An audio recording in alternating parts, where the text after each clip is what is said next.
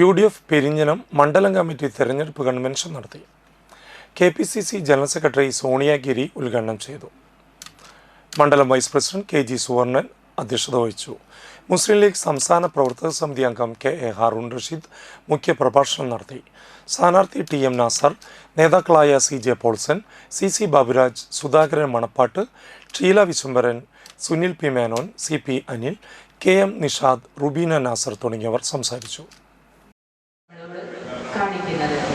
ഉമ്മൻചാണ്ടി സർക്കാർ തുടങ്ങി വെച്ച പദ്ധതികളെയെല്ലാം തങ്ങളുടേതാണ് എന്ന് പറഞ്ഞ് പുതിയ പേരിൽ പ്രാവർത്തികമാക്കുന്ന രീതി എല്ലാ മേഖലയിലും, വിദ്യാഭ്യാസ മേഖലയിലാണെങ്കിലും ആരോഗ്യ മേഖലയിലാണെങ്കിലും പൊതുമരാമത്ത് പ്രവൃത്തികളിലാണെങ്കിലും സാമ്പത്തിക വ്യവസ്ഥയിലാണെങ്കിലും ഒക്കെ എല്ലാ മേഖലയിലും അഴിമതിയാണ്.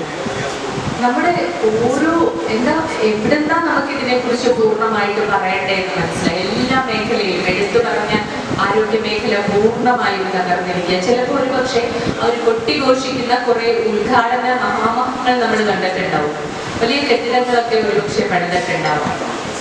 അത് കേന്ദ്ര സഹായത്തോടെയും മറ്റു കേന്ദ്രാവിഷ്കൃത ഫണ്ടുകളും അതുപോലെ ശുചിത്വ മിഷന്റെ ഒക്കെ ഫണ്ടുകളായിട്ട് കിഫ്ബിയിൽ നിന്ന് ലോണും ഒക്കെയായി ബിൽഡിങ്ങുകൾ പണിതിട്ടുണ്ട്.